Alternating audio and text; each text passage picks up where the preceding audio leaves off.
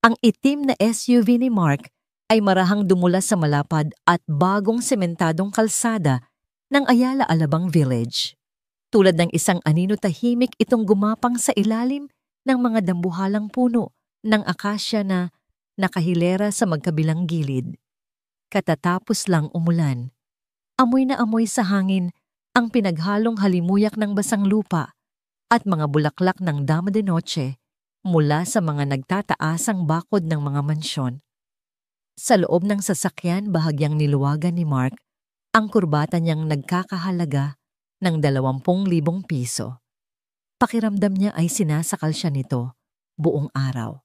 Sa edad na 42, naabot na niya ang lahat ng pinangarap ng isang lalaki, isang matagumpay na real estate company, respeto sa mundo ng negosyo, at isang pamilyang nakatira sa isa sa mga pinakamahal na subdivision sa buong Pilipinas. Ngunit sa hapong iyon, habang minamaneho niya ang sasakyan, pauwi isang kakaibang kabog sa dibdib ang hindi niya maipaliwanag. Isang pakiramdam ng pagkaapurang makauwi, isang pangangailangang makita ang kanyang anak. Kinansela niya ang huling meeting niya sa mga investor na hapon. Family emergency. Ang idinahilan niya kahit wala namang tumatawag sa kanya. Siguro dahil lang sa tawag ni Angela kaninang umaga mula sa Cebu kung saan inaasikaso nito ang isang malaking interior design project. Malamig ang boses nito, formal abala sa trabaho. O siguro dahil sa larawan ni Leo na ipinadala sa kanya ng yaya nito kaninang tanghali. Nakangiti ang kanyang 5 taong gulang na anak. Pero may kung anong lungkot sa mga mata nito na tanging isang ama ang makakakita. Ano man ang dahilan, heto siya ngayon, mas maaga ng 3 oras kaysa karaniwan niyang pag-uwi. Automatikong bumukas ang dambuhalang wrought iron gate ng kanilang bahay. Ang mansyon ay isang obra ng modernong arkitektura, malalaking salamin puting pader at mga haliging gawa sa matitigas na kahoy. Perpekto, malinis. Ngunit sa mga sandaling iyon para kay Mark, ang lahat ng iyon ay tila isang malaking kahon na walang buhay. Ipinasok niya ang sasakyan sa garahe sa basement. Imbes na gamitin ang pribadong elevator paakyat sa main living area, pinili niyang dumaan sa hagdanan patungo sa hardin sa likod bahay. Kailangan niya ng hangin. Ang bawat tapak ng kanyang sapatos na Salvatore Ferragamo sa mga batong nakalatag sa damuhan ay tila isang malakas na kalabog sa katahimikan ng paligid. Ang hardin nila ay obra maestra ni Angela. Mga halamang galing pa sa iba't ibang bansa, isang maliit na koi pond, at sa gitna ang malawak na swimming pool na kumikinang sa ilalim ng papalubog na araw. Sa gilid ng pool ay ang lanay, kung saan madalas silang mag-almusal tuwing linggo. Ang lahat ay nasa ayos, ang lahat ay tahimik. Hanggang sa narinig niya ito, isang halakhak. Hindi ito ang tawa ng kanyang anak. Ang tawa ni Leo ay musika sa kanyang pandinig, malinis, masaya, at puno ng buhay. Ang tawang narinig niya ay garalgal mapanlait. Isang tawa na may bahid ng kalupitan na nagpatindig sa lahat ng balahibo sa kanyang batok. Natigilan si Mark. Kumunot ang kanyang noo, pinakikiramdaman kung saan nanggagaling ang tunog. Mula iyon sa bandang dulo ng hardin, malapit sa shower area ng pool. Sinundan niya ang tunog. Bawat hakbang niya ay maingat tila isang hayop na naamoy ang panganib. Kasabay ng malupit na halakhak narinig niya ang mahinang paghikbi. Isang hikbi na kumurot sa pinakaloob-looban ng kanyang puso. At pagkatapos, narinig niya ang boses ni Karen, ang yaya na kinuha nila. 6 na buwan na ang nakalipas. Isang babaeng may pinakamagagandang rekomendasyon, isang babaeng sinasabi ng ahensya na mahal ang mga bata. Ano, masarap ba ang paligo, senyorito? Sabi ni Karen, kasabay ng isa pang malakas na halakhak. Para matuto kang huwag mag-inarte kapag oras na ng gamot mo. Akala mo dahil mayaman ka, pwede mo nang suwayin ang lahat. Sumunod ang tunog ng malakas na buhos ng tubig. Doon na nagsimulang tumakbo si Mark. Hindi na niya inalintana ang mamahaling sapatos o ang putik sa damuhan. Isang primordial na takot at galit ang sabay na pumuno sa kanyang pagkatao. Pagliko niya sa gilid ng lanay, ang eksenang tumambad sa kanya ay isang bangungot na hinding-hindi niya malilimutan habang buhay. Si Leo, ang kanyang munting anak, nakaupo sa kanyang wheelchair sa gitna ng damuhan, basang-basa mula ulo hanggang paa. Ang suot nitong paboritong t-shirt na may larawan ng mga planeta ay lapat na lapat sa maliit at nanginginig na katawan. Ang tubig ay tumutulo mula sa buhok nito, dumadaloy sa kanyang mga pisngi na namumula na sa sobrang ginaw. At si Karen, ang demonyong nag-aanyong anghel. Hawak niya ang garden hose na parang isang sandata. Ang kanyang mukha na karaniwang kalmado at propesyonal ay nababalutan ngayon ng isang nangising puno ng sadistikong kasiyahan. Nakatutok ang malakas na buga ng tubig diretso sa kanyang anak. "Tama na po!" Narinig ni Mark ang basag na boses ni Leo. Ginaw na po ako." Ginaw, lalong nilakasan ni Karen ang tubig. Hindi mo alam kung ano ang tunay na ginaw, batang spoiled. Hindi mo alam kung anong pakiramdam na matulog nang walang kumot at kumain ng kanin na may asin lang. Ito ang tunay na buhay para matuto ka. Paralisado si Mark sa loob ng ilang segundo. Hindi maproseso ng utak niya ang kanyang nakikita. Ang kanyang anak na inaalagaan niya na parang isang babasaging kristal na kahit minsan ay hindi niya napagbuhatan ng boses, ay tinatrato na parang isang hayop sa kanyang sariling pamamahay. Ang nakapagpabalik sa katinoan ni Mark ay ang pag-ubo ni Leo. Isang ubo na may kasamang hirap sa paghinga. Kinakapos ito ng hangin. Ang asthma nito. "Hayop ka." Ang sigaw na kumawala sa lalamunan ni Mark ay hindi sigaw ng isang CEO. Iyon ay atungal ng isang ama na nasasaksihan ang paglapastangan sa kanyang supling. Isang tunog na nagmula sa kaibuturan ng kanyang kaluluwa, puno ng galit na ngayon lang niya naramdaman sa buong buhay niya. Gulat na napalingon si Karen. Ang nangisi sa kanyang mga labi ay biglang naglaho, napalitan ng purong takot. Nabitawan niya ang hose na gumawa ng malaking sanaw sa perpektong damuhan. "Sa Sir Mark!" Nauutal niyang sabi. "Hindi po sa... Naglalaro lang po kami." Ngunit hindi na nakikinig si Mark. Ang kanyang mga mata ay nakapako kay Leo na ngayon ay halos hindi na makahinga. Ang mga labi nito ay nagsisimula ng mangitim. Nilapitan niya ang kanyang anak. "Leo, anak, Papa's here." Lumuhod si Mark sa basang damuhan.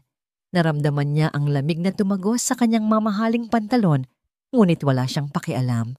Hinawakan niya ang mukha ng kanyang anak. Malamig ito na parang yelo. Pa. Hirap na sambit ni Leo habang sapo-sapo ang dibdib. "Bitiwan mo yan." Muling binalingan ni Mark si Karen na ngayon ay paatras ng paatras. Ang kanyang boses ay mahinahon, ngunit puno ng panganib. "Sir, pakinggan niyo po ako." Sinabi kong bitiwan mo, sigaw ni Mark. Sa halip na bumitaw, nagkaroon ng desperadong kislap sa mga mata ni Karen. Itinutok niyang muli ang hose, hindi na kay Leo, kundi kay Mark. Ngunit mas mabilis ang ama. Sa isang iglap, sinugod niya si Karen. Nagkaroon ng maikling pag-aagawan sa hose. Mas malakas si Mark. Sa isang malakas na tulak, bumagsak si Karen sa maputik na damuhan. Ang kanyang puting uniforme ay nabahiran ng itim na dumi. Kinuha ni Mark ang hose at isinara ang gripo. Pagkatapos muli niyang hinarap ang babae. Ang kanyang mga mata ay nag-aapoy. "Kunin mo ang mga gamit mo." Sabi niya, bawat salita ay mabigat at puno ng pagbabanta. "At umalis ka sa pamamahay ko." "Pero sir, kailangan ko po ng trabaho." "Hindi mo na ako naintindihan." Umalingaw-ngaw ang boses ni Mark sa buong hardin. "Lumayas ka dito bago pa kita makulong." Binuhat ni Mark si Leo kasama ang magaan nitong wheelchair at dinala ito papasok ng bahay. Ang nanginginig na katawan ng bata ay nakasubsob sa kanyang dibdib. Habang naglalakad siya, naririnig niya ang boses ni Karen sa kanyang likuran. Hindi na ito takot. Ito ay boses na puno ng puot. Lumingon si Mark. Nakatayo na si Karen, ang mukha ay puno ng putik at ang mga mata ay nanlilisik sa galit. Dahan-dahan itong ngungumiti, isang nangiting nakakakilabot. Magsisisi ka, Mark, sabi nito sa isang tinig na parang lason. Akala mo tapos na tayo. Ngayon pa lang ako magsisimula. Pagsisisihan mo ang araw na ito. Pagsisisihan ng buong pamilya mo. Hindi sumagot si Mark. Tinalikuran niya ito at mabilis na pumasok sa loob ng bahay. Isinara niya ang pinto, ngunit ang imahe ng nagbabantang mukha ni Karen at ang mga huling salita nito ay nakatatak na sa kanyang isipan, isang pangako ng dilim na paparating. Patawad sa naging aberya. Ang sistema ay biglang naantala. Ang banyo ni Leo ay isang santuwaryo. Idinisenyo ito ni Angela para maging isang masayang lugar para sa isang batang lalaki na may pangarap na maging astronaut. Ang mga tiles sa pader ay may maliliit na planeta at mga rocket ship. Ang sabon ay amoy bubblegum at ang mga tuwalya ay malalambot na parang ulap. Ito ang mundong binuo nila para protektahan ang kanilang anak, isang mundong winasak ng isang demonyo sa loob lamang ng ilang minuto. Dahan-dahang hinubad ni Mark ang basang damit ni Leo. Ang bawat pagdampi ng kanyang mga daliri sa malamig na balat ng bata ay nagpapadala ng isang alon ng galit sa kanyang buong sistema. Nakikita pa rin niya ang nangisi sa mukha ni Karen, naririnig ang malupit nitong halakhak. Nanginginig pa rin si Leo, ngunit hindi na dahil sa ginaw, dahil na ito sa takot. Nakatitig lang ito sa kawalan habang maingat na inilulubog ni Mark ang kanyang katawan sa maligamgam na tubig sa bathtub. Okay na anak, ligtas ka na. Bulong ni Mark, ang kanyang boses ay garalgal dahil sa pinipigilang emosyon. Kumuha siya ng espongha at marahang sinimulang sabunin ang maliliit na braso ng bata.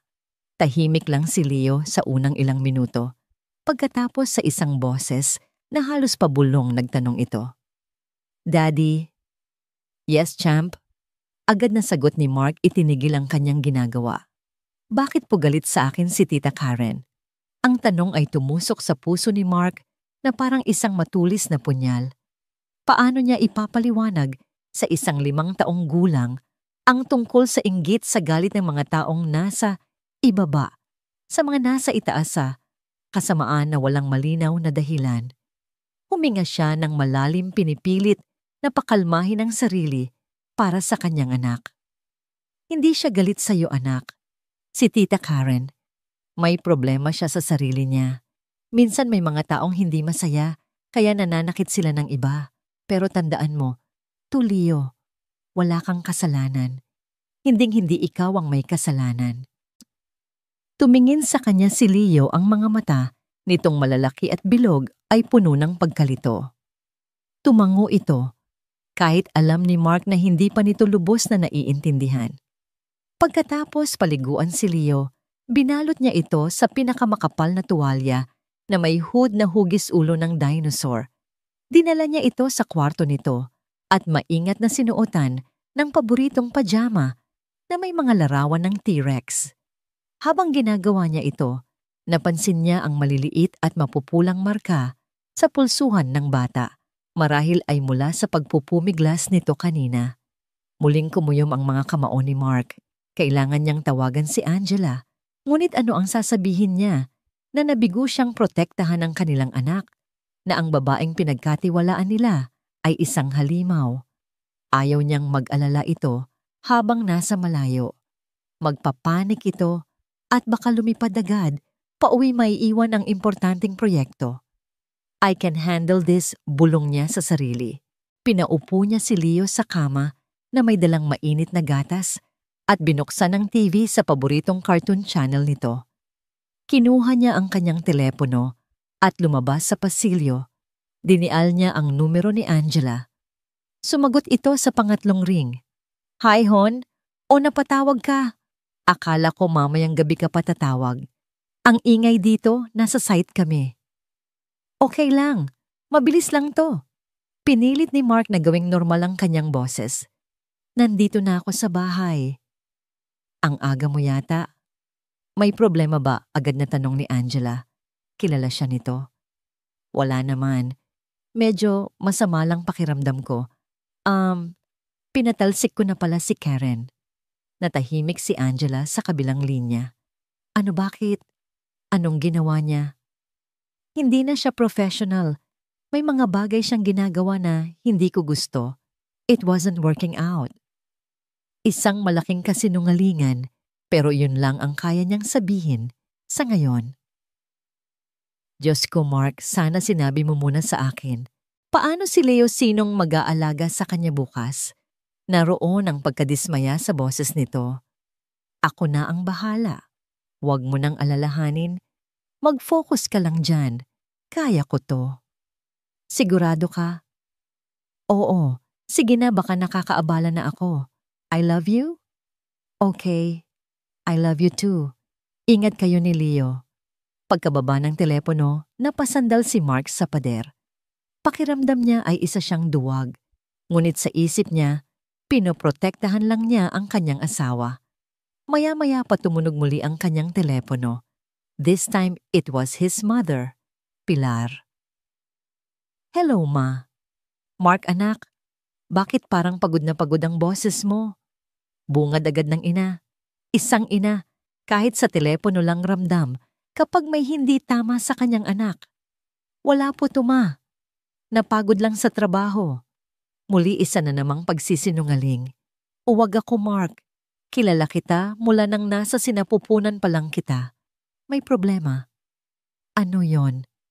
Bumuntong hininga si Mark.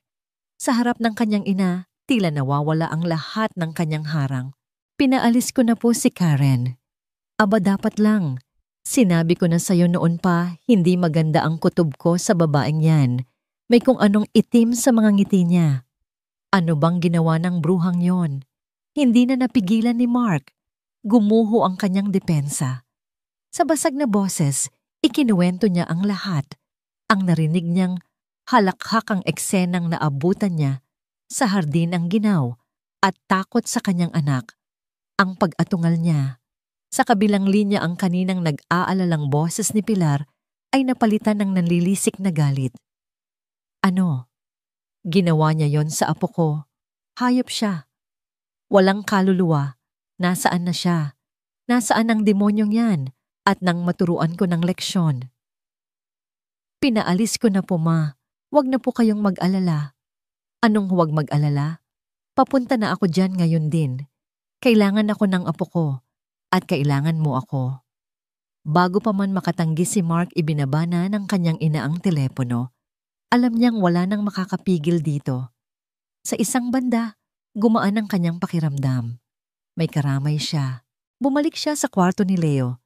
Nakatulog na pala ito sa harap ng telebisyon yakap-yakap ang laruang stuff na si Captain Star, isang astronaut na regalo niya noong kaarawan nito.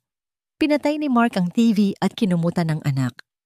Umupo siya sa gilid ng kama at hinaplos ang mamasamasang buhok nito. Payapa na ang mukha ni Leo sa kanyang pagtulog, ngunit alam ni Mark na ang bangungot ng hapong iyon ay mananatili sa alaala ng bata sa mahabang panahon. Ang laso na iniwan ni Karen ay hindi basta-basta mawawala. Habang pinagmamasdan niya ang kanyang anak, bigla itong gumalaw. Dumilat ito nang bahagya na sa estado sa pagitan ng pagtulog at paggising. Tumingin ito sa kanya. Daddy. Bulong nito sa inaantok na boses. Shh! Sleep na, champ. Nandito lang si Daddy. Nag-aantok na ngumiti si Leo. Pagkatapos ay muling nagsalita sa isang tinig na napakahina at puno ng inosenteng pag-aalala, mga salitang tumagos at dumurog sa bawat piraso ng puso ni Mark. Daddy, masama po ba akong bata? Kinabukasan ng katahimikan sa mansyon ng mga Mendoza ay mabigat at halos nakakabingi. Pilit na ngumingiti si Mark sa harap ni Leo habang pinapakain ito ng almusal, ngunit ang kanyang mga mata ay pagod at walang buhay. Si Leo naman, na karaniwang maingay at puno ng kwento tuwing umaga, ay tahimik na ngumunguya ng kanyang pancake. Ang mga mata ay nakatutok sa cartoon na palabas sa iPad na nakapatong sa mesa. Isang hindi nakikitang pader ang tila itinayo sa pagitan nilang dalawa, isang pader na gawa sa takot at sa mga salitang hindi nila masabi. Ang katahimikan ay binasag ng marahang tunog ng doorbell. Pagbukas ni Mark ng pinto, bumungad sa kanya ang kanyang ina. Si Pilar, sa edad na 66, ay may tindig pa rin ng isang reyna. Nakapusod ang kanyang kulay pilak na buhok at ang kanyang mga mata na kaparehong-kapareho ng kay Mark ay matalas at mapanuri. Dala-dala niya ang isang thermal container na agad nagpakalat ng pamilyar na amoy ng arroz caldo sa buong bahay. Maaga pa ako umalis ng Dasma para lang maipagluto ko ng paborito niya. Sabi ni Pilar, ang boses ay malambing ngunit may diin habang diretsyong nakatingin sa mga maitim na bilog sa ilalim ng mga mata ni Mark. Hindi ka natulog ano? Okay lang po ako. Sagot ni Mark, kinuha ang dala ng ina. Lola? Narinig ni Leo ang boses ng kanyang lola at agad na pinatakbo ang kanyang wheelchair papalabas ng kusina. Ngunit ang sigla nito ay hindi tulad ng dati. Walang yakap, walang malakas na tawa. Lumuhod si Pilar para magpantay sila ng apo. Hinaplos niya ang pisngi nito. Kamusta ang paborito kong astronaut? May dala akong pampalakas para sa'yo.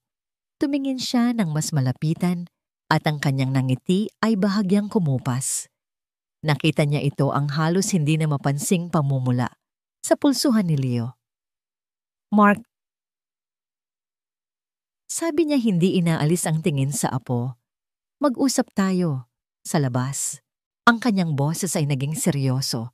Iniwan nila si Leo sa pangangalaga nang matagal na nilang kasambahay si Lourdes at naupo sila sa lanay. Sa harap nila ay ang asul na swimming pool ang tahimik na saksi sa kasamaang nangyari kahapon. Ikawento mo sa akin ang lahat. Utos ni Pilar. Walang labis, walang kulang. At gumuho si Mark. Ang lahat ng lakas at kontrol na ipinapakita niya bilang isang CEO ay naglaho. Sa harap ng kanyang ina, siya ay naging isang anak na nasasaktan. Ikinuwento niya ang bawat detalye. Ang tawa ni Karen, ang hikbi ni Leo, ang malamig na tubig, ang sarili niyang pagsigaw, at ang nagbabantang huling mga salita ng yaya. Habang nagsasalita si Mark, ang mukha ni Pilar ay unti-unting nagbago. Ang pag-aalala ay naging galit, isang malamig at mapanganib na galit. Ang kanyang mga kamao ay nakakuyom sa ibabaw ng lamesang gawa sa naraming hayop. Nanggigigil niyang sabi, "Sinabi ko na sa'yo noon pa, Mark. May masamang hangin sa babaeng yan. Mula pa lang sa unang araw na makita ko siya, alam kong may tinatagong itim ang kanyang kaluluwa. Ang mga ngiti niya ay hindi umaabot sa kanyang mga mata." "Hindi ko po nakita, Ma. Masyado akong nagtiwala sa mga rekomendasyon niya." "Hindi pa tapos yan," mariing sabi ni Pilar, tila isang propetang nagbababala. Ang mga taong tulad ni Karen, hindi sila basta-basta sumusuko. Ang laso ng inggit ay kumakalat. Mag-iingat ka, anak. Bantayan mo ang pamilya mo. Pumasok sa opisina si Mark na dala-dala ang bigat ng babala ng kanyang ina. Sinubukan niyang ibaling ang kanyang atensyon sa trabaho, mga blueprint, mga kontrata, mga tawag sa telepono. Ang kanyang opisina, sa pinakatuktok ng kanilang gusali sa BGC, ay ang kanyang kaharian. Dito kontrolado niya ang lahat. Ang salamin nitong pader ay nagbibigay ng tanawin ng buong syudad, isang paalala ng lahat ng kanyang mga tagumpay. Dito siya ay ligtas. Iyon ang akala niya. 3:00 ng hapon pumasok ang kanyang executive assistant. "Sir Mark, may nag-iwan po nito para sa inyo sa reception. Wala pong pangalan ng nagpadala." Inilapag nito sa kanyang lamesa ang isang ordinaryong brown envelope. "Sige, thank you," Sabi niya hindi man lang ito tinitingnan. Marahil ay isa lamang itong unsolicited proposal mula sa isang supplier. Nang mag-isa na siya, binuksan niya ang sobre. Ang laman ay ilang piraso ng papel na halatang kinopya lang sa isang luma at maruming photocopy machine. Mukha itong mga pahina mula sa isang lumang magazine o brochure. Binasa niya ang mga nakasulat mga advertisement para sa isang fertility clinic. Clinic, Vita Nova Zurich, Switzerland. The miracle you've been waiting for. Kumunot ang noo ni Mark. Bakit may magpapadala sa kanya nito akma na sana niyang itatapon ang mga papel nang may isang maliit na piraso ng papel na nahulog mula sa pagitan ng mga pahina. Isang post-it note. Nakasulat dito sa padaskol at galit na sulat kamay ang ilang salita na huminto sa pag-ikot ng kanyang mundo. Ang pawis at dugo mo, para ba talaga sa anak mo? Natigilan si Mark. Tila huminto ang kanyang paghinga. Ang ingay ng syudad sa labas ng kanyang bintana ay biglang nawala. Ang tanging naririnig niya ay ang malakas na pagkabog ng kanyang puso. Biglang bumalik ang lahat. Ang mga alaala na matagal na niyang sinubukang ibaon sa limot. Ang amoy ng antiseptic sa mga klinika ng doktor. Ang mga ngiting pilit at puno ng awa mula sa mga nurse. Ang mukha ni Angela basang-basa sa luha. Tuwing dumarating ang buwan ng dalaw nito, isa na namang paalala ng kanilang kabiguan. Ang mga gabing tahimik nilang pinag-uusapan, ang mga option, IVF surrogacy adoption, mga salitang laging nauuwi sa pader ng sakit at kawalan ng pag-asa. Halos 3 taon, 3 taon ng pagsubok at pagkabigo. 3 taon na pakiramdam niya ay hindi siya isang ganap na lalaki. At pagkatapos, isang milagro. Bigla na lang nabuntis si Angela. Natural, sabi nito, isang biyaya mula sa langit matapos ang lahat ng kanilang paghihirap. At si Mark, sa sobrang kaligayahan, ay hindi na nagtanong pa. Tinanggap niya ang biyaya nang walang pag-aalinlangan. Hanggang ngayon, Clinic Vita Nova Zurich, Switzerland. Ang pangalan ay tila umuukit sa kanyang utak. Isang fertility clinic. At ang tanong, ang makamandag na tanong sa post-it note. Naramdaman ni Mark ang pag-akyat ng galit sa kanyang lalamunan. Galit kay Karen dahil sigurado siyang ito ang may kagagawan nito. Isa itong desperadong paghihiganti. Isang maruming laro. Sa isang marahas na kilos, kinuyumos niya ang mga papel at ang maliit na nota sa kanyang kamay. Ang kanyang mga ugat sa braso ay lumitaw. Lumakad siya patungo sa basurahan sa ilalim ng kanyang mesa at ibinagsak doon ang lukot na papel na parang isang bagay na nakakadiri. Ngunit kahit na itapon na niya ang pisikal na ebidensya, ang mga salita ay nanatili, nakatatak, nagnananaknak. Tumayo siya at lumapit sa salaming bintana. Pinagmasdan niya ang mga sasakyan sa ibaba na parang mga langgam. Siya ang hari ng mundong ito. Ngunit sa isang iglap, dahil sa ilang salitang nakasulat sa isang kapirasong papel, pakiramdam niya ang pundasyon ng kanyang kaharian ay nagsimulang gumuho. Sinubukan niyang alisin ito sa kanyang isip. Gawa-gawa lang to ng isang baliw, sabi niya sa kanyang sarili. Pero habang pauwi siya ng gabing iyon, hindi niya maiwasang pagmasdan ang mga larawan ni Leo sa kanyang telepono. Hinanap niya ang kanyang sarili sa mukha ng bata, sa hugis ng mga mata, sa kurba ng ilong sa ngiti. At sa kauna-unahang pagkakataon, sa loob ng 5 taon, wala siyang nakita. Biyernes ng gabi, ang amoy ng bagong lutong adobo na paborito ni Angela ay sumasalubong sa sinumang papasok sa mansyon. Si Leo ay nasa sala nanonood ng kanyang paboritong pelikula. Tungkol sa mga robot, ang kanyang tawa ay umaalingaw-ngaw sa matataas na kisame ng bahay. Si Lourdes, ang kanilang kasambahay, ay nag-aayos ng mesa para sa 3. Ang lahat ay tila perpekto, isang larawan ng masayang pamilyang naghihintay sa pagbabalik ng ilaw ng tahanan.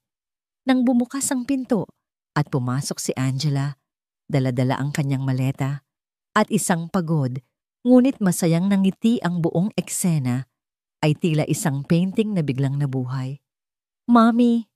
sigaw ni Leo agad, na pinatakbo ang wheelchair palapit sa ina. "I'm home, my sweet boy."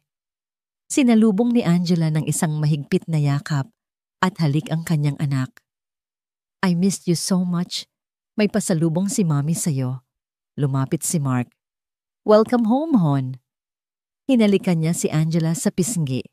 Isang mabilis at halos walang pakiramdam na halik. Agad itong naramdaman ni Angela. Tinitigan niya ang asawa.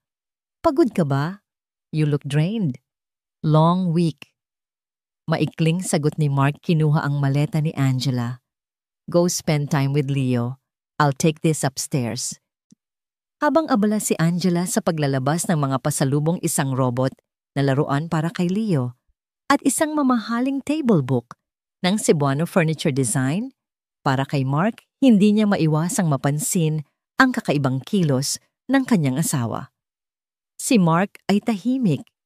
Ngumingiti ito, pero ang mga ngiti ay pilit at hindi umaabot sa kanyang mga mata. At palagi sa sulok ng kanyang paningin, nahuhuli niya itong nakatitig kay Leo. Hindi ito ang karaniwang titig ng isang mapagmahal na ama. Ito ay isang titig na mapanuri, tila isang siyentipikong nagsusuri ng isang specimen sa ilalim ng mikroskopyo. Naghahanap, nagtatanong. "Mark, are you okay?" Tanong niya habang naghahapunan sila. Ang adobo ni Lourdes ay masarap, gaya ng dati, ngunit tila walang lasa ang bawat subo ni Mark. "Yeah, just thinking about work." Pagsisinungaling niya, hindi tumitingin kay Angela.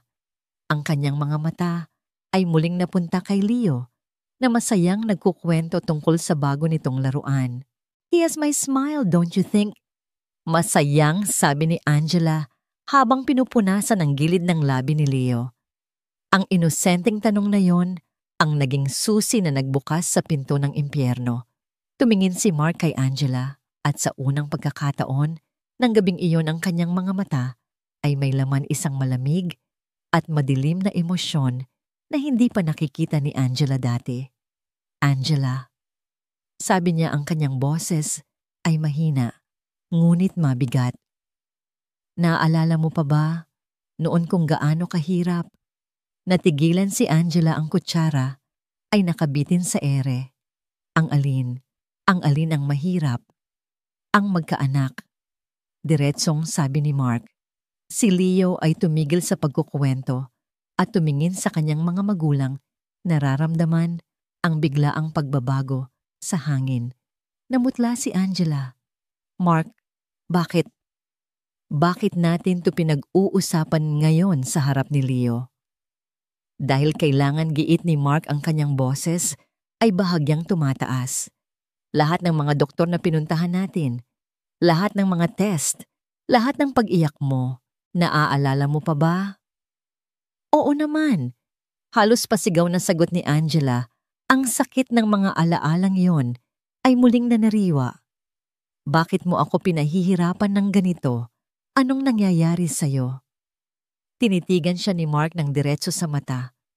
Ang kanyang tingin ay matalimpuno ng akusasyon.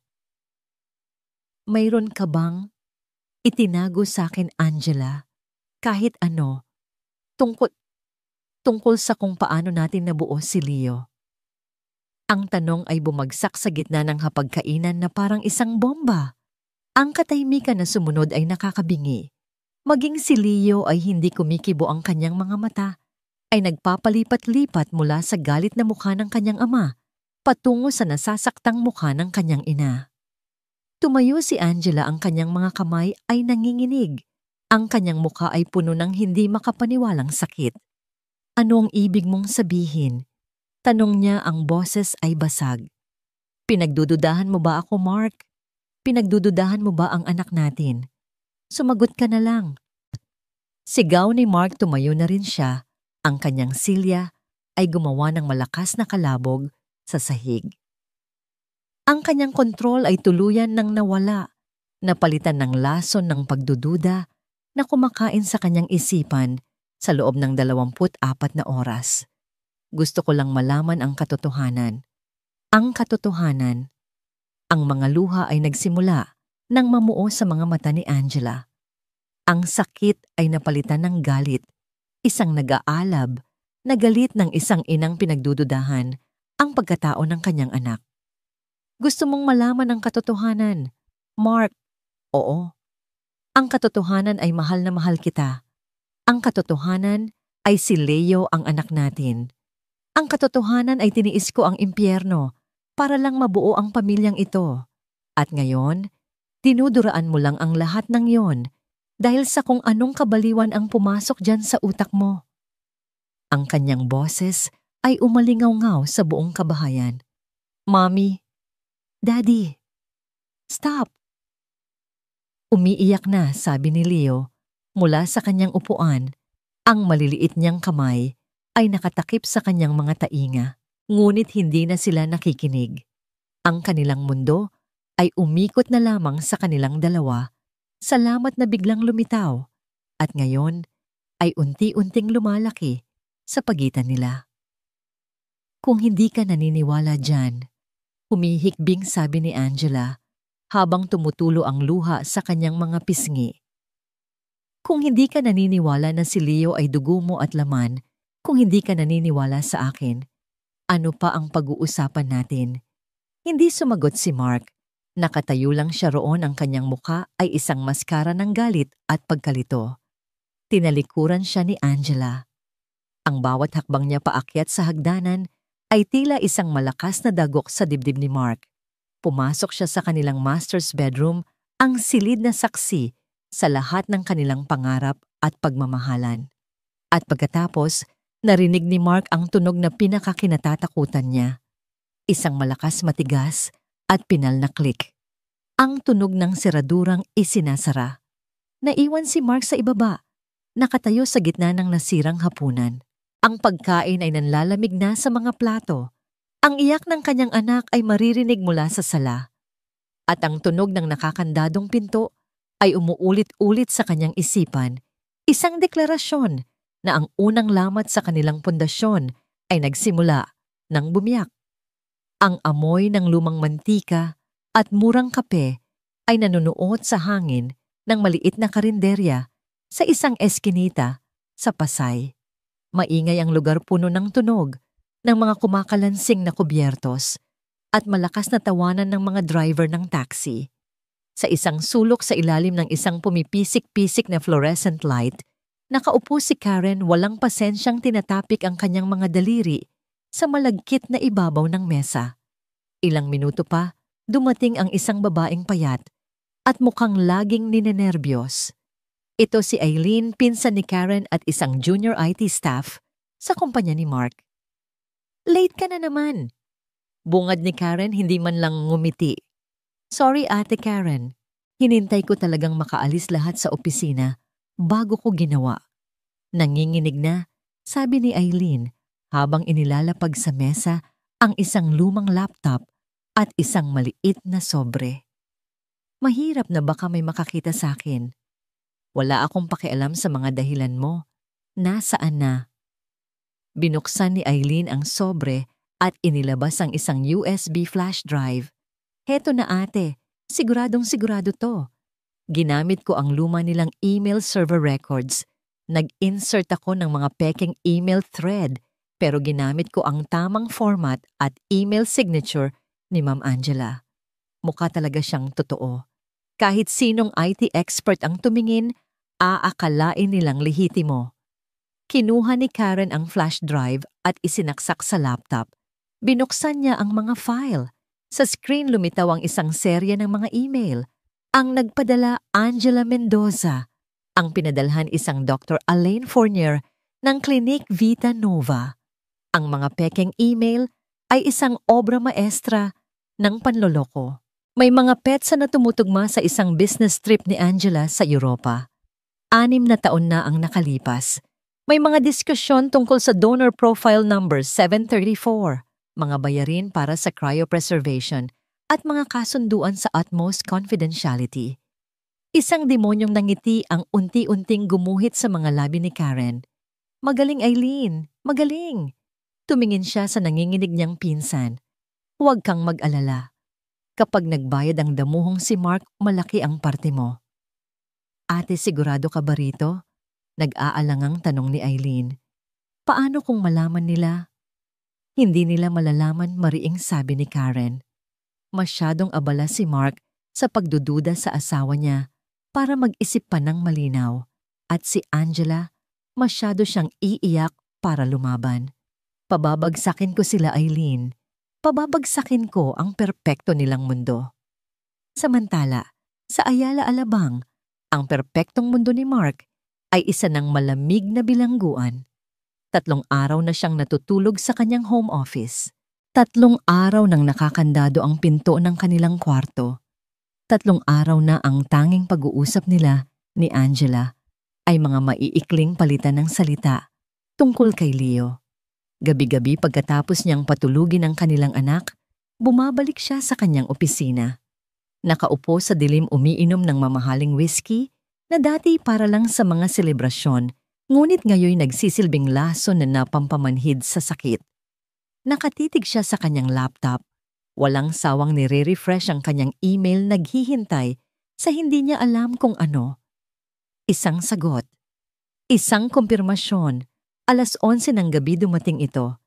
Isang simpleng notifikasyon, isang bagong email. Ang nagpadala, isang email address na walang saysay na kombinasyon ng mga letra at numero.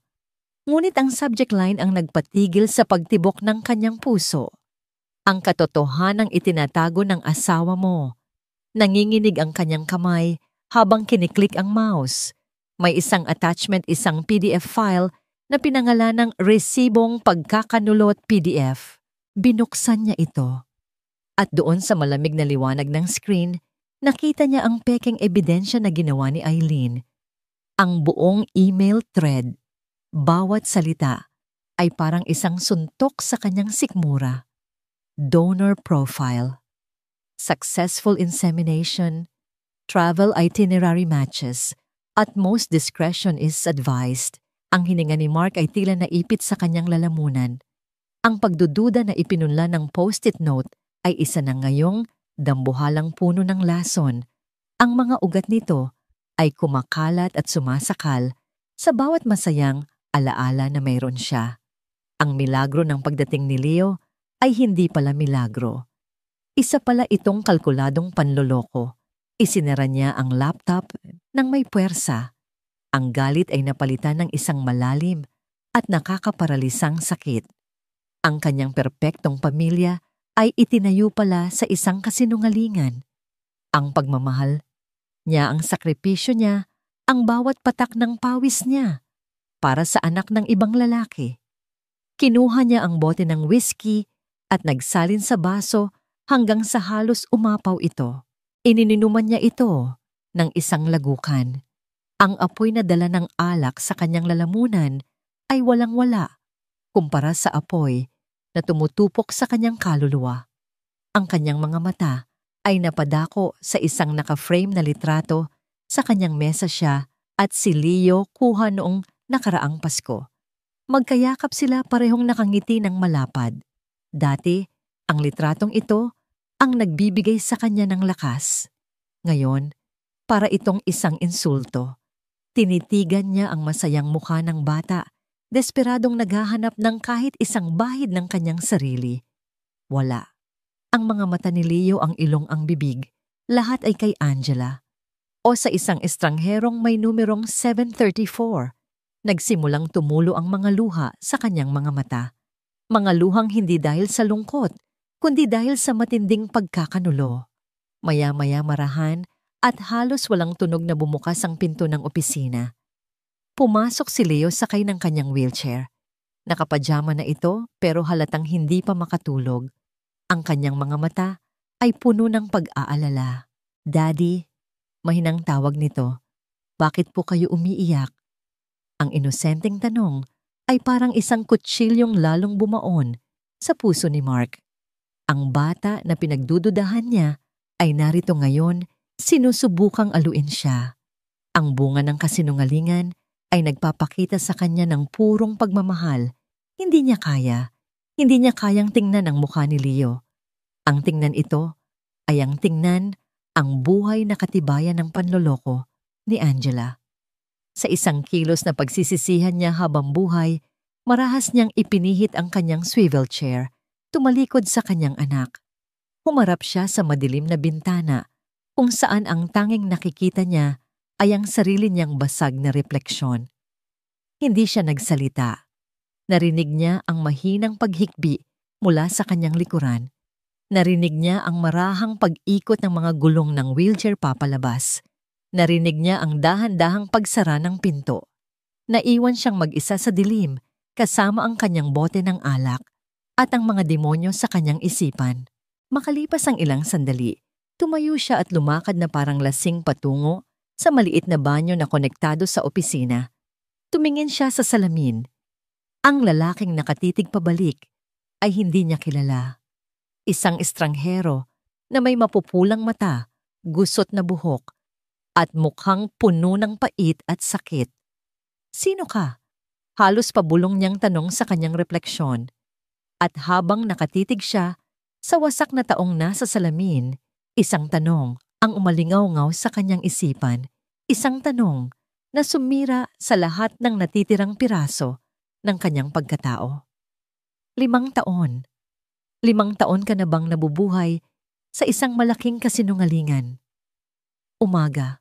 Ang sikat ng araw ay marahang dumadampi sa mga mamahaling muebles sa master's bedroom, ngunit walang init na dala. Nagising si Angela sa isang malaki at malamig na kama na para bang natutulog siya sa isang libingan. 3 araw na.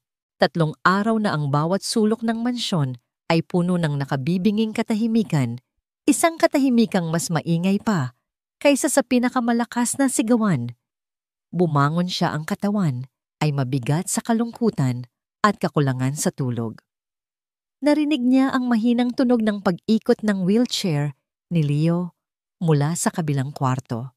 Oras na para pumasok sa eskwela. Ang kanilang anak, ang tanging sinag ng araw na natitira sa madilim nilang tahanan, ang nag-iisang dahilan kung bakit hindi pa siya tuluyang bumibigay. "Hindi pwede to," sabi niya sa sarili. "Hindi ko hahayaang masira ang pamilya ko nang dahil lang dito." Nagpasya siya, puno ng determinasyon na hindi niya alam kung saan nanggagaling. Lumabas siya ng kwarto at tinungo ang hagdanan. Kailangan nilang mag-usap. Kailangan niyang tapusin ang kabaliwang ito. Ang amoy ng panis na alak ang unang sumalubong sa kanya pagbaba niya. Dahan-dahan niyang itinulak ang pinto ng home office ni Mark. Ang eksenang tumambad sa kanya ay isang larawan ng pagkawasak. Mga basyo ng bote ng whiskey sa sahig, mga nakakalat na dokumento sa mesa. At sa gitna ng lahat ng ito si Mark, nakasubsob sa kanyang mesa, mahimbing na natutulog sa gitna ng sarili niyang kaguluhan. Ang malamig na liwanag mula sa screen ng laptop ay nagbibigay ilaw sa kanyang mukha na ngayon ay mukhang mas matanda ng 10 taon. Pumasok si Angela at marahang isinara ang pinto. Nilapitan niya ang asawa. Ang puso niya ay kumikirot sa awa at galit. Awa para sa lalaking minamahal niya na halatang nagdurusa. At galit sa kung sino man o anuman ang gumagawa nito sa kanila. "Mark," mahina niyang bulong habang marahang hinahaplos ang balikat nito. "Mark, gising na." Biglang nagising si Mark, naguguluhan. Nang makita niya si Angela, ang kalambutan sa kanyang mga mata ay agad na nawala, napalitan ng isang malamig at matigas na tingin. "Anong ginagawa mo dito?" tanong niya. Ang boses ay magaspang dahil sa alak at kakulangan sa tulog. "Tama na to, Mark. Please." Pagmamakaawa ni Angela, ang mga luha ay nagsisimula nang mamuo sa gilid ng kanyang mga mata. "Pinapatay mo ang sarili mo. Pinapatay mo tayo." Isang mapait na tawa ang kumawala sa bibig ni Mark. "Tayo?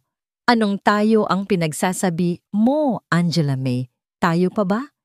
Kinuha niya ang tablet mula sa mesa. Sa isang marahas na kilos, itinapon niya ito sa malambot na sofa sa tabi nila. Ang screen ay umilaw, ipinapakita ang mga pekeng email. Ipaliwanag mo yan.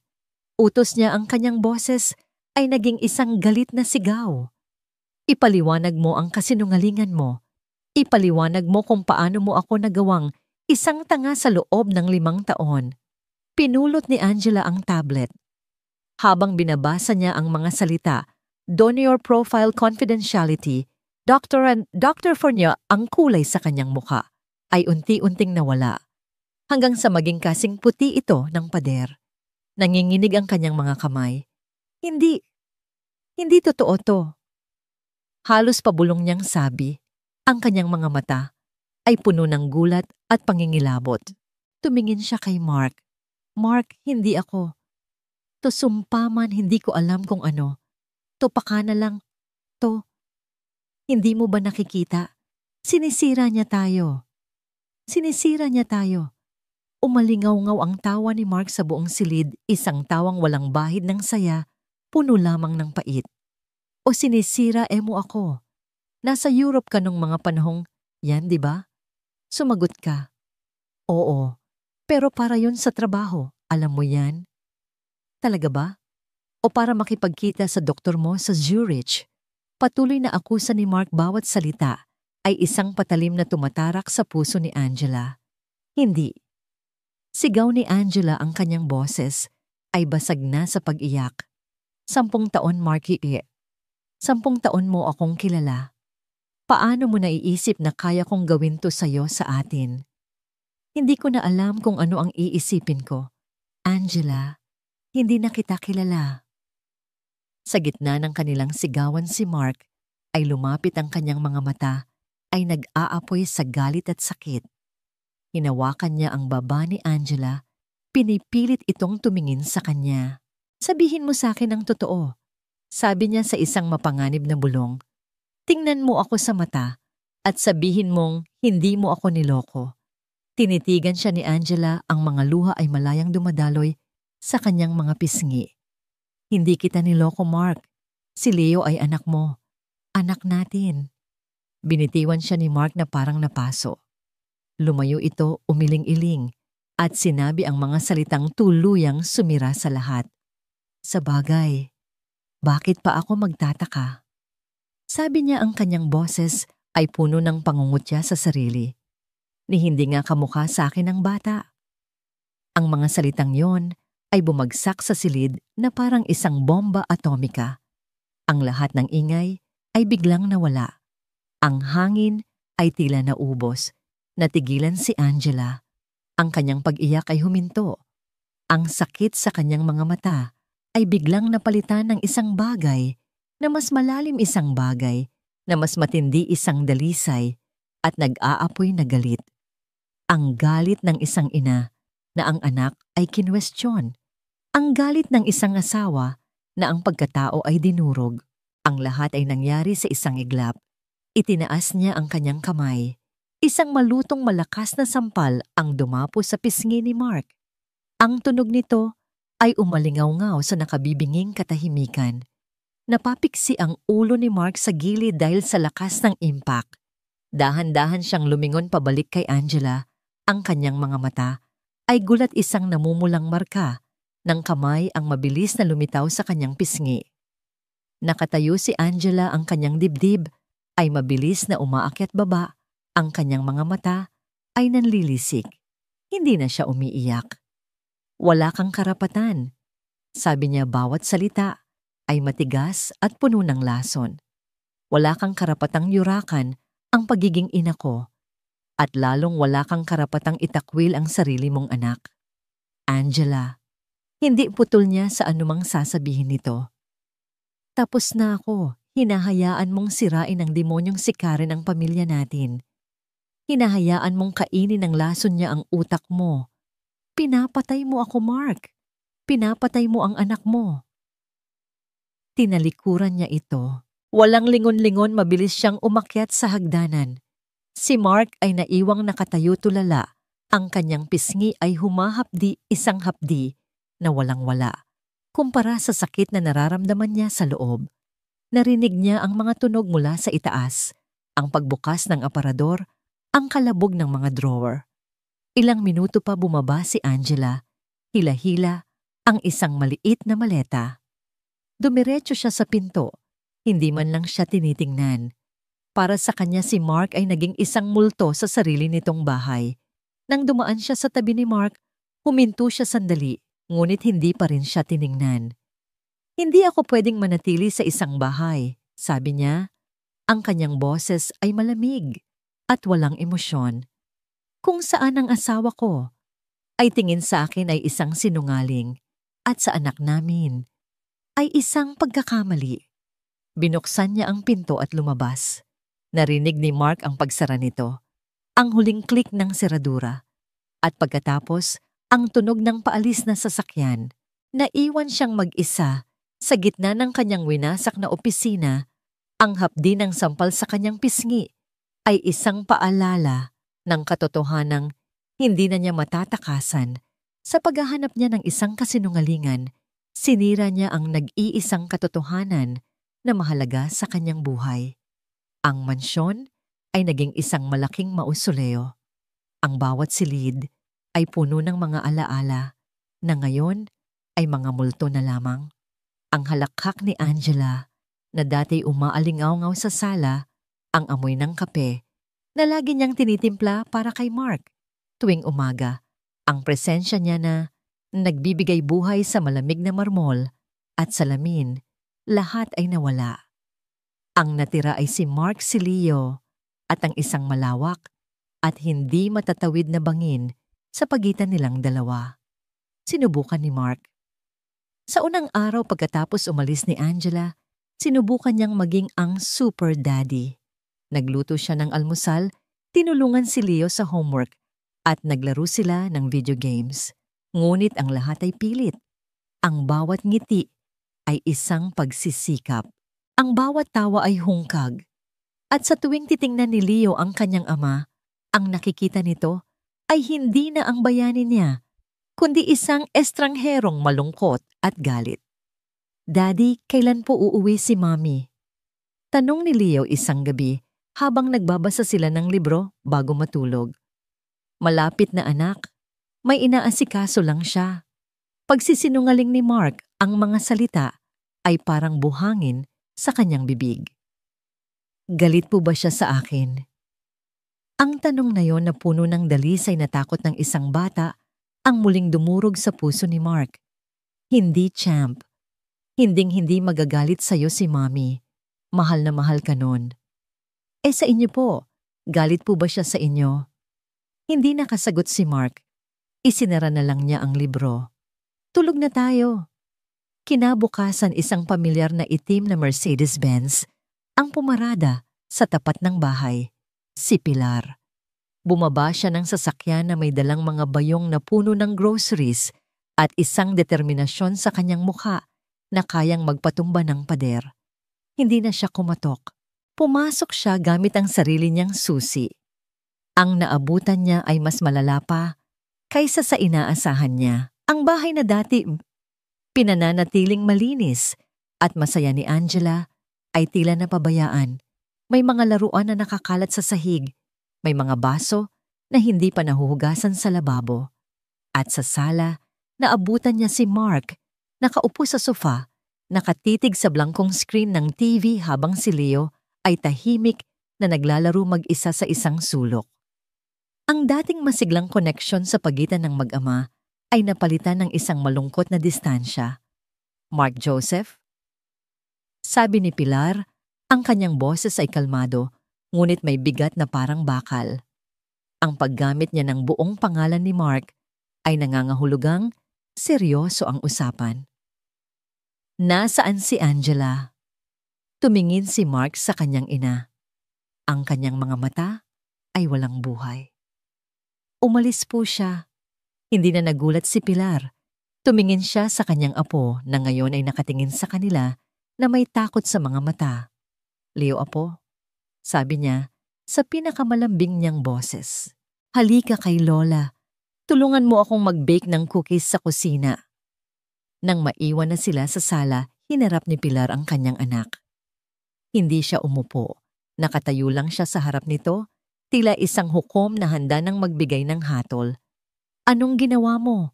Hindi ko na alam, Ma. Huwag mo akong sagutin ng ganyan. Sa unang pagkakataon, sumigaw si Pilar.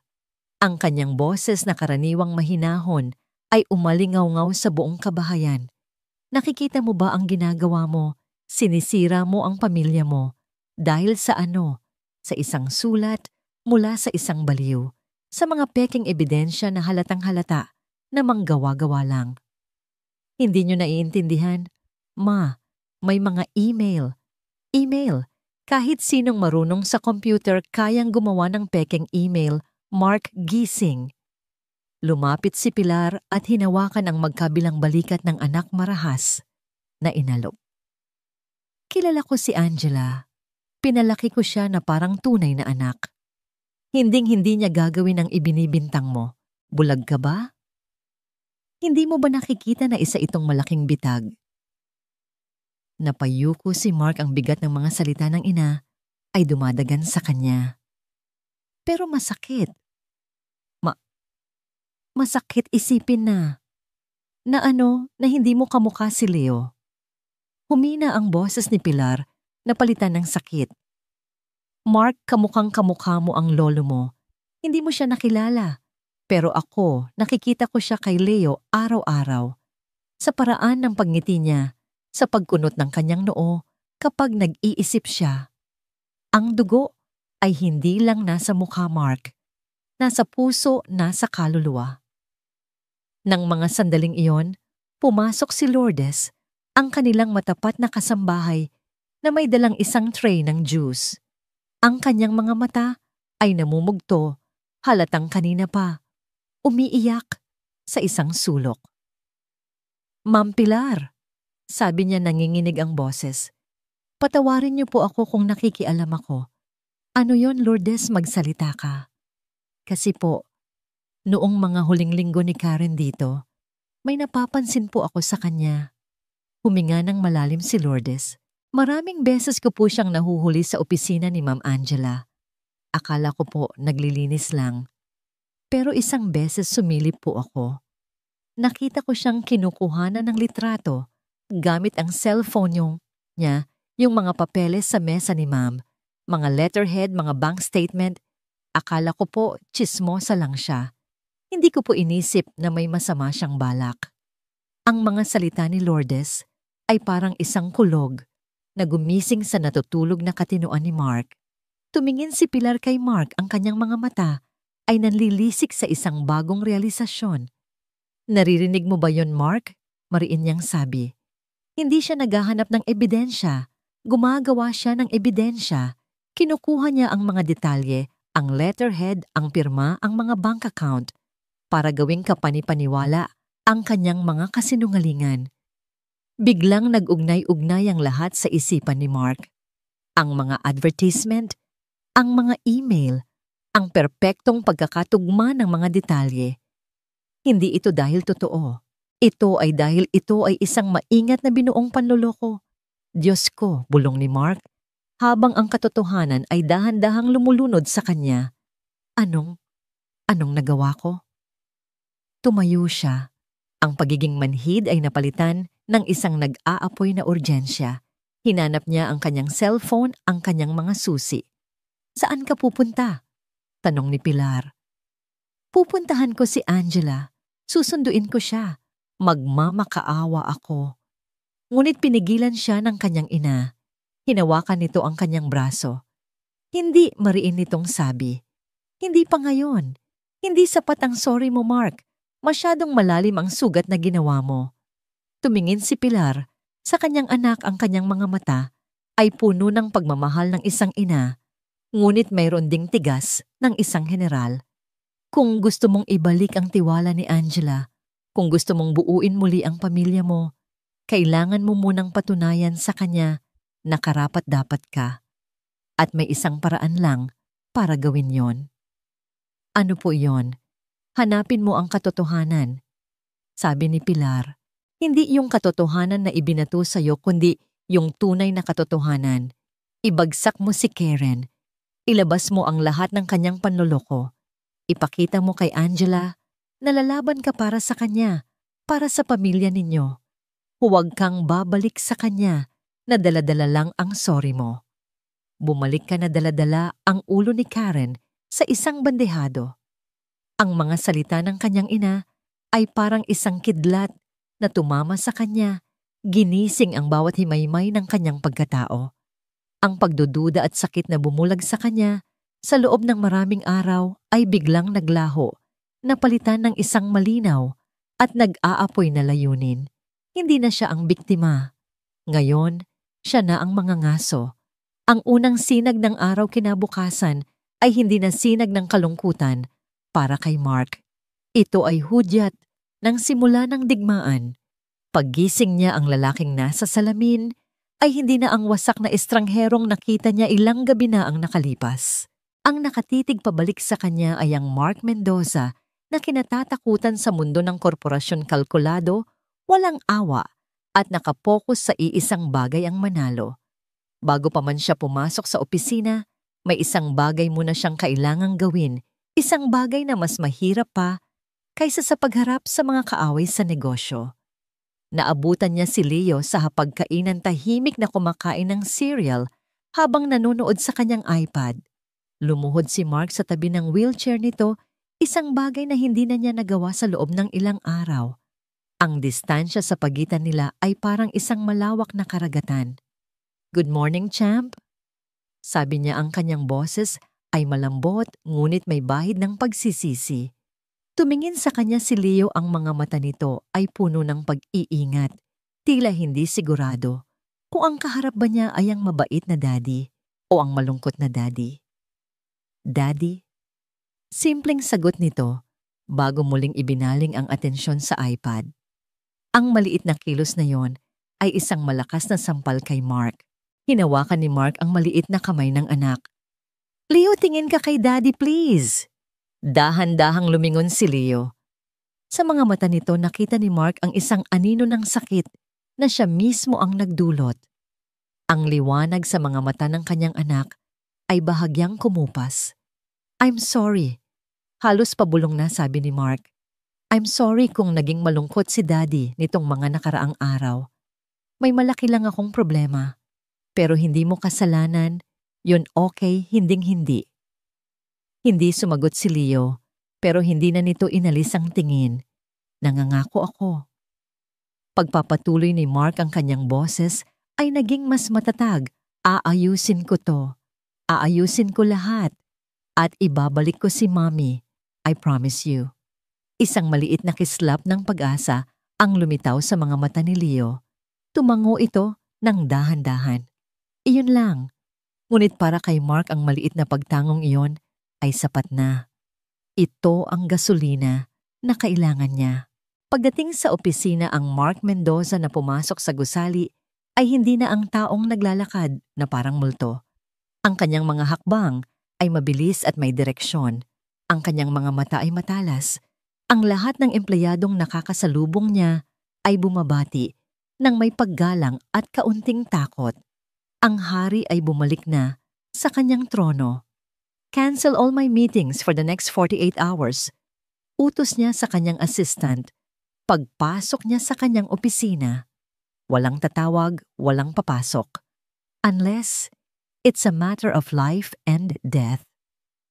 Ang unang tawag niya ay sa isang pangalan sa kanyang contacts na bihira niyang gamitin, isang pribadong investigador na nagngangalang Mang Dante. Isang retiradong pulis na may reputasyon sa paghahanap ng mga karayom sa bunton ng Dayami. "Dante, si Mark to," sabi niya walang paligoy-ligoy. "May trabaho ako para sa'yo. Urgent." Sa loob ng 10 minuto, inilahad niya ang lahat ng kailangan ni Mang Dante, pangalan Karen, huling kilalang address, at isang simpleng misyon. Gusto kong malaman ang lahat tungkol sa kanya. History, pamilya, mga kaibigan, mga kaaway, social media, bank accounts, bawat utang, bawat sikreto.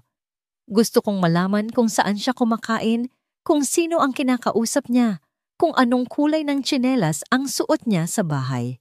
understood. Ang pangalawang tawag niya ay kay Martin, ang pinuno ng kanilang IT department. Martin, kailangan ko ng pabor. Off the record. Inilahad ni Mark ang sitwasyon, hindi binanggit ang pangalan ni Angela. Sinabi lang na may suspicious email activity na kailangan niyang imbestigahan. Gusto kong malaman kung merong unauthorized access sa email server natin sa loob ng huling 2 linggo. Tignan mo ang logs, lalo na sa gabi. At particular, gusto kong malaman ang lahat ng computer activity ng isang staff member. Pangalan, Eileen Reyes. Gusto ko ng report sa loob ng 24 na oras, discreetly. Pagkatapos ng mga tawag, umupo si Mark sa kanyang mesa. Hindi siya naghintay ng walang ginagawa. Binuksan niya ang kanyang laptop at sinimulan ang sarili niyang investigasyon. Inisa-isa niya ang bawat larawan, bawat post sa social media na mayroon sila kasama si Karen. Naghahanap siya ng kahit anong maliit na detalye na maaaring nakaligtaan niya. Isang anino sa likod, isang pamilyar na mukha sa isang group picture. Ang mga sumunod na oras ay isang nakakabaliw na paghihintay. Bawat tunog ng kanyang telepono ay nagpapakaba sa kanya. Kinahaponan dumating ang unang resulta, isang tawag mula kay Mang Dante. "Boss Mark, may nakuha na ako," sabi ng investigador. Simple lang ang buhay ni Karen pero may isang bagay na kakaiba. Malaki ang utang niya sa sugal, online casino, at yung address na ibinigay niya sa inyo, matagal na siyang umalis doon. Ang kasama niya sa tinitirhan niya ngayon ay ang pinsan niya. "Sinong pinsan?" mabilis na tanong ni Mark. "Isang Eileen Reyes boss. Nagtatrabaho daw sa isang malaking kumpanya sa BGA. Ang mga piraso ng puzzle ay nagsimulang magkabit-kabit. Ang pakiramdam ni Mark ay nag-aapoy. "Magaling, Dante. Ngayon gusto kong sundan mo sila. 24/7, gusto ko ng litrato, gusto ko ng video, bawat galaw nila." Kinagabihan, halos hating gabi, na isang email ang pumasok mula kay Martin ng IT. Ang subject, confidential report. Ang report ay detalyado at nakakakilabot. Mayroong record ng ilang after-hours login sa computer ni Eileen. Ginamit niya ang kanyang access para buksan ang archive ng email server. At ang pinakamatibay na ebidensya, mayroong digital footprint ng pag-create ng mga peking email header at pag-embed ng mga ito sa isang PDF file. Lahat ay ginawa sa computer ni Eileen 3 araw bago matanggap ni Mark ang email. Nakatitig si Mark sa report. Ito na. Ang konkretong hindi matatawarang katibayan ng panloloko, pero hindi pa siya tapos. Kailangan niya ng panghuling alas, ang ebidensyang sisira sa kanila ng tuluyan. Kinaumagahan muling tumawag si Mang Dante. "Post-jackpot tayo." Isang email ang pumasok sa telepono ni Mark. Binuksan niya ito. Isang litrato. Kuha ito mula sa malayo, medyo malabo, pero malinaw ang pagkakakilanlan. Si Karen at si Eileen. Nakaupo sa isang murang coffee shop. Si Eileen, na may itsurang takot at nag-aalala, ay inaabutan si Karen ng isang sobre. Ang mukha ni Karen ay puno ng tagumpay ng kasakiman. Ang eksena ay isang perpektong larawan ng isang transaksyon sa pagitan ng utak ng krimen at ng kanyang kasabwat. Pinatay ni Mark ang kanyang telepono. Isinandal niya ang kanyang likod sa upuan. Sa unang pagkakataon, sa loob ng maraming araw, isang namang ngiti ang gumuhit sa kanyang mga labi. Hindi ito isang masayang ngiti. Ito ay isang malamig, mapanganib at matagumpay na ngiti. Ang buong larawan ng kanilang masamang balak ay nasa harap na niya, malinaw na parang kristal. Ang bawat kasinungalingan, bawat paninira ay nakalatag na. Kinuha niya ang kanyang telepono. Oras na para gumawa ng 2 pinakamahalagang tawag. Ang una ay kay Angela. Ang pangalawa ay kay Karen. Hinawakan niya ang telepono. Ang kanyang mga mata ay nag-aapoy sa isang malamig na determinasyon. "Karen," bulong niya sa sarili habang tinitingnan ang litrato ng 2 babae. "You made a very, very big mistake." Ang tawag ni Mark kay Karen ay maikli at nakakagulat na kalmado. Hindi ito ang boses ng isang lalaking wasak at nagdurusa. Ito ang boses ng isang CEO na handang magsara ng isang masamang deal. Karen. Simula niya nang sumagot ito sa kabilang linya. Si Mark to. Narinig niya ang bahagyang pagkabigla sa paghinga nito na agad napalitan ng isang mapanuyang tono. O Mr. Mendoza, napatawag ka. Akala ko ba ayaw mo nang marinig ang boses ko? Gusto kong makipag-ayos. Diretsong sabi ni Mark. Natalo na ako. Tama ka sa lahat. Sinira mo ako. Sinira mo ang pamilya ko. Natahimik si Karen. Ito ang eksaktong reaksyon na gusto ni Mark. Kalituhan. Anong ibig mong sabihin? Pagod na akong lumaban. Sabi ni Mark, ang kanyang boses ay puno ng pekeng pagod at pagkatalo. Gusto kong magbayad para sa katahimikan mo. Sabihin mo kung magkano. Magkita tayo. Saan? Tanong ni Karen. Ang kasakiman ay unti-unting lumalamon sa kanyang pag-iingat. Sa bahay, sagot ni Mark. Wala si Angela. Wala si Leo.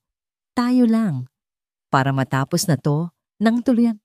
Pagkatapos ng tawag, sinimulan ni Mark ang pag-aayos ng entablado para sa huling yugto ng kanilang dula. Ang kanyang tahanan na naging isang lugar ng sakit at pagdududa ay magiging isang korte kung saan siya ang magiging hukom, hurado at berdugo. Una, tinawagan niya ang pinuno ng kanyang security team. 4 na malalaking lalaki na nakasuot sibilyan ang dumating sa loob ng isang oras. Inutusan niya silang magtago sa iba't ibang sulok ng bahay, hindi nakikita, ngunit handang kumilos sa isang hudyat. Sunod, inactivate niya ang mga hidden security camera sa sala, mga maliliit na lente na nakatago sa mga libro, sa mga florera at sa smoke detector. Lahat ay nakarecord. Ang huli at pinakamahalagang tawag ay para kay Angela. Nang marinig niya ang boses nito, ang lahat ng kanyang lakas at galit ay tila naglaho na palitan ng dalisay na pananabik at pagsisisi. Angela, sabi niya, ang kanyang boses ay basag. Alam ko na ang lahat. Sa loob ng kalahating oras, ikinuwento niya ang bawat detalye ng kanyang investigasyon, ang utang ni Karen, ang koneksyon kay Eileen, ang pekeng email, ang litrato.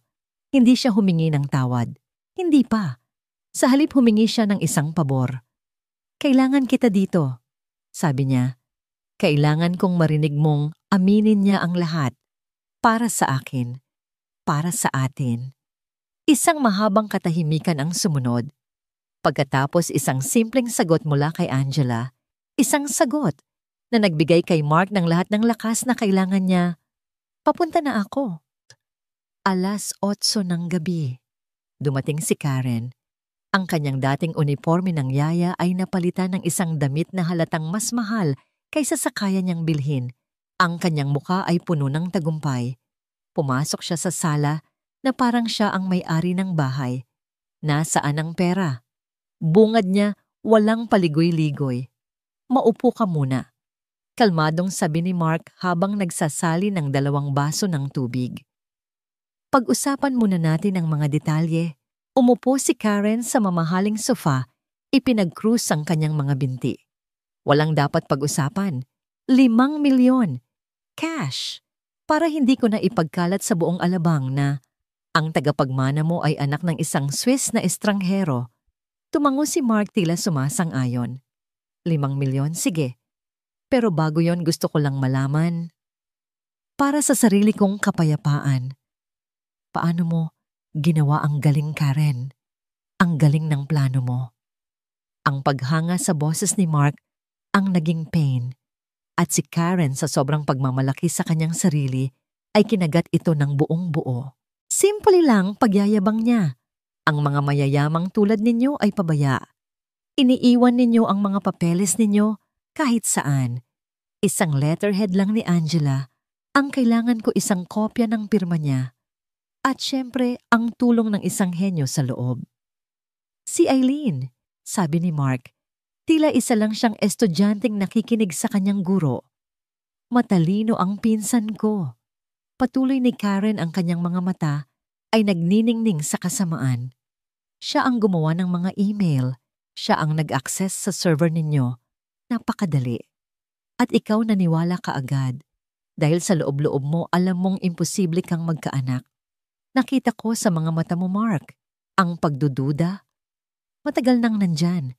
Tinulungan lang kitang makita. At yung bata? Tanong ni Mark. Ang kanyang boses ay nagsimulang magbago. Nawawala ang pagkukunwari, napapalitan ng isang malamig na galit. Bakit mo siya sinaktan?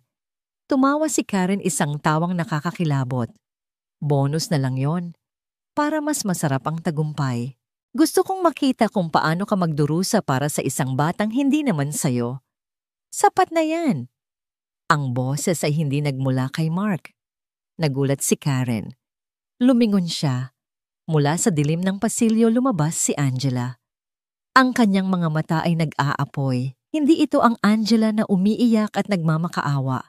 Ito ay isang leona na handang pumatay para sa kanyang mga supling. Kasunod niya ay si Pilar, ang matriarka. Ang kanyang mukha ay parang isang maskara ng yelo.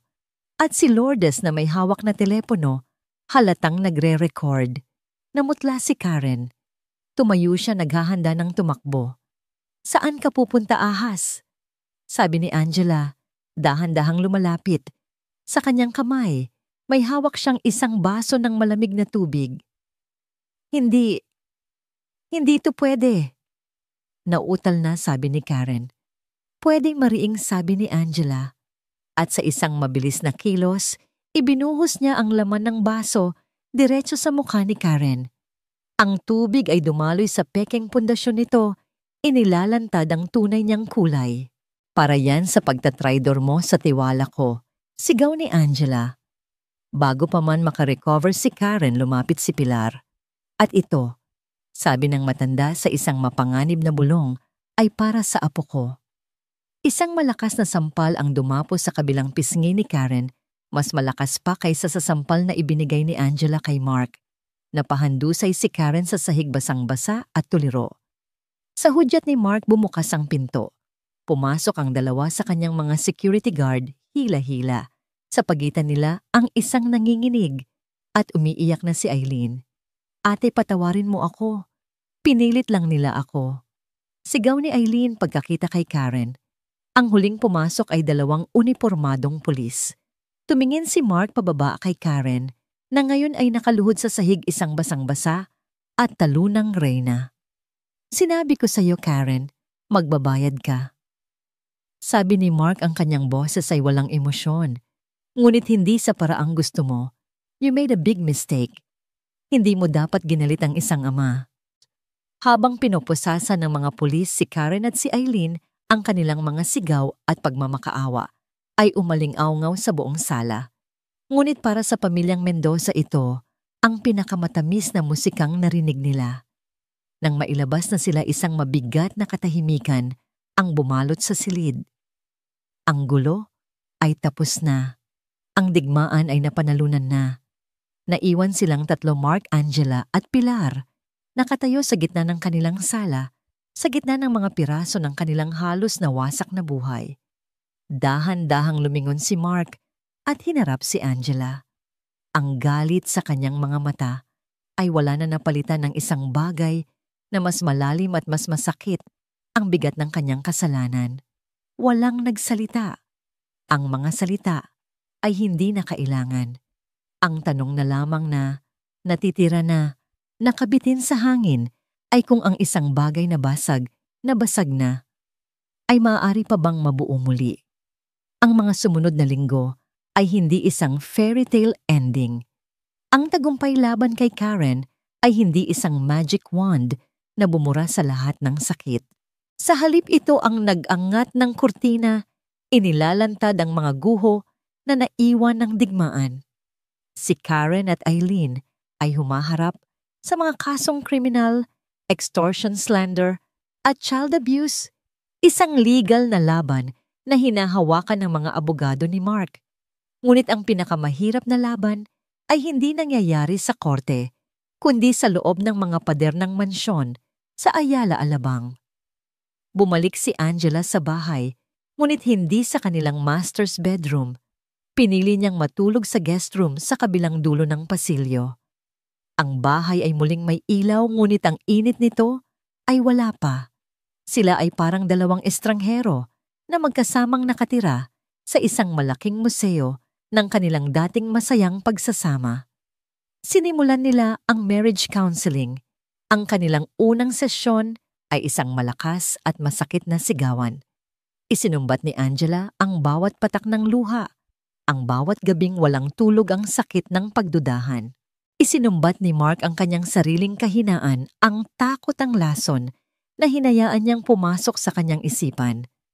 Walang napagkasunduan, tanging sakit lang ang nailabas.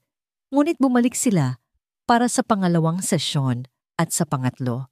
Dahan-dahan ang mga sigaw ay naging mga basag na salita. Ang mga salita ay naging mga hikbi, at ang mga hikbi ay naging isang mahirap at masakit na pag-unawa. Hindi ko alam kung paano ka patatawarin, Mark. Aminado ni Angela, sa isang sesyon ang kanyang mga mata ay nakatitig sa sahig. Dahil ang pinagdudahan mo ay hindi lang ang katapatan ko. Ang pinagdudahan mo ay ang pag-ibig ko, ang pagiging ina ko.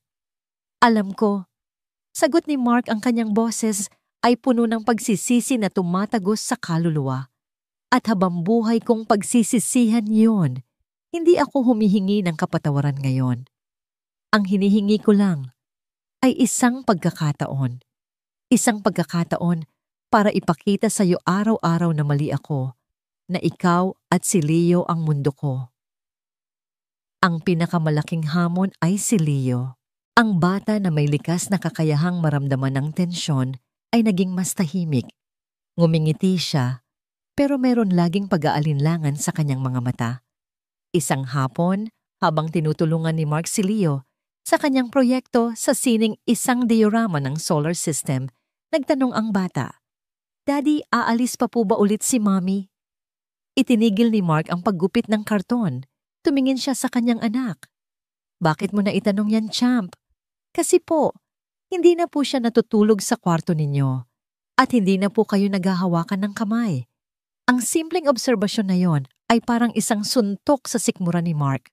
Umupo siya sa sahig sa tabi ng wheelchair ng anak. Minsan ang mga mommy at daddy ay nagkakaroon ng malaking away.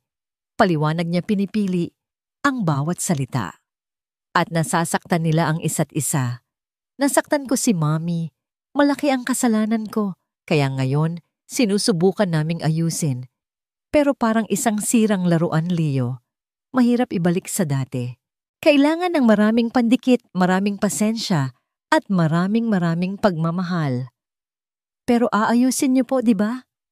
Tanong ni Leo, ang kanyang boses ay puno ng pag-asa. "Ayusin namin," pangako ni Mark. "Kahit gaano pa katagal, aayusin namin." Isang gabi hindi makatulog si Mark. Bumaba siya sa kusina para uminom ng tubig. Nakita niya ang isang sinag ng ilaw na nagmumula sa ilalim ng pinto ng guest room. Kumatok siya ng marahan. "Angela." Pagbukas ng pinto, nakita niya si Angela na nakaupo sa kama, hawak-hawak ang isang lumang photo album. Ito ang album ng mga unang taon ni Leo. "Hindi rin ako makatulog," sabi nito. Pumasok si Mark at umupo sa paanan ng kama, pinapanatili ang distansya. "Naaalala mo ba to?" tanong ni Angela. Itinuturo ang isang litrato. Si Leo isang sanggol pa lamang nakapatong sa dibdib ni Mark. Pareho silang mahimbing na natutulog. "Inabot ka ng umaga dyan. Ayaw mong bitawan. Takot ka na baka kapag bumitaw ka mawawala siya." Tumango si Mark, ang kanyang lalamunan ay tila may bara. "Ang tanga ko, Angela. Hinayaan kong mawala sa isip ko ang lahat ng to. Hinayaan kong isang demonyo ang magdikta kung ano ang totoo." Tumingin sa kanya si Angela at sa unang pagkakataon sa loob ng mahabang panahon, ang nakita ni Mark sa mga mata nito ay hindi galit kundi isang malalim na kalungkutan. "Ang pinakamasakit, Mark," sabi niya, ang kanyang boses ay basag, "ay noong sinabi mong hindi mo siya kamukha. Dahil sa tuwing tinitingnan ko si Leo, Ang nakikita ko ay ikaw. Ang determinasyon mo kapag may gusto siyang buuin. Ang pagiging mainipin mo kapag hindi niya makuha ang isang bagay. Ang paraan ng pagtawa niya kapag sobrang saya niya. Ikaw yon, Mark. Ikaw na ikaw. Ang mga salitang iyon ang tuluyang nagpabagsak sa lahat ng natitirang pader ni Mark.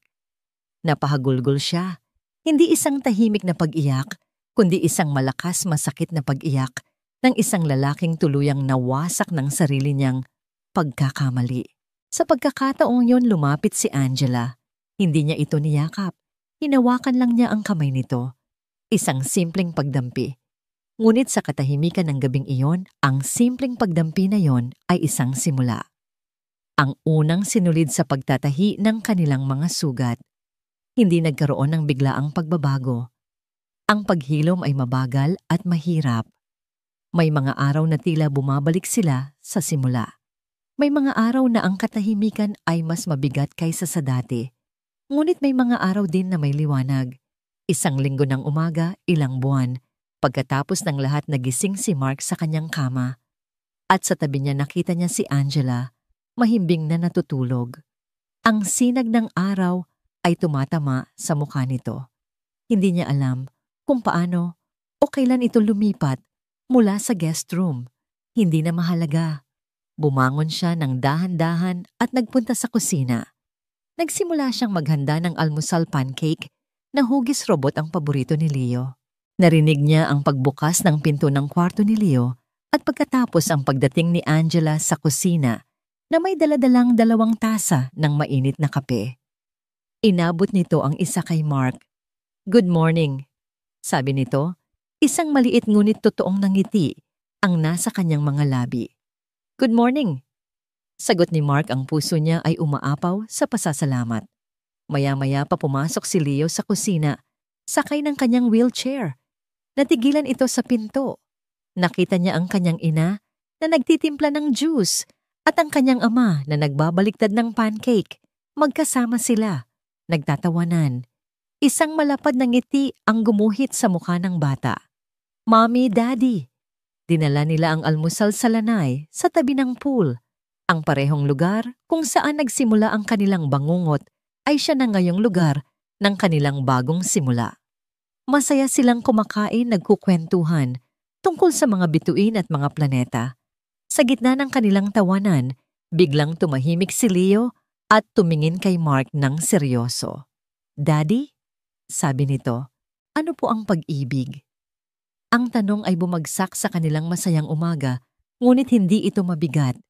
Ito ay dalisay. Ngumiti si Mark. Tumingin muna siya kay Angela. Isang tingin na puno ng lahat ng salitang hindi nila masabi. Pagkatapos, ay binalingan niya ang kanyang anak. Hinawakan niya ang balikat nito. "Ang pag-ibig, champ," sabi niya. Ang kanyang boses ay puno ng katiyakan at init. "Ay ito." Ikinumpas niya ang kamay sa kanilang tatlo. "Ito yung paggising ko sa umaga at alam kong nandyan kayo ni Mommy. Ito yung pag-aalala ni Mommy kung kumain ka na ba. Ito yung pag-aalaga natin sa isa't isa kapag may masakit." Lumuhod siya para magkapantay ang kanilang mga mata. "Pero higit sa lahat para sa akin," pagpapatuloy niya habang hinahaplos ang buhok ng anak. "Ang pag-ibig ay yung pagtingin ko sa'yo at alam na alam ko sa buong puso ko na ikaw ang anak ko at ako ang tatay mo. At walang sino man at walang kahit anong kasinungalingan sa mundo ang makapagbabago niyan. Yun ang pag-ibig, Leo. Ito yung pangako na hinding-hindi kita bibitawan." Tumulo ang luha sa mga mata ni Angela, ngunit ngayon, mga luha na ito ng kaligayahan. Lumapit siya at niyakap ang kanyang mag-ama. Naramdaman ni Mark ang pagyakap ni Leo, pabalik isang yakap na mahigpit at puno ng tiwala. Sa ilalim ng sikat ng araw sa tabi ng kumikinang na tubig, ang 3 piraso ng isang nasirang pamilya ay muling nabuo. May mga lamat pa mga peklat na hindi na mawawala. Ngunit tulad ng isang banga na binasag at muling pinagdikit-dikit ng ginto, sila ay mas matibay, mas maganda at mas buo kaysa dati.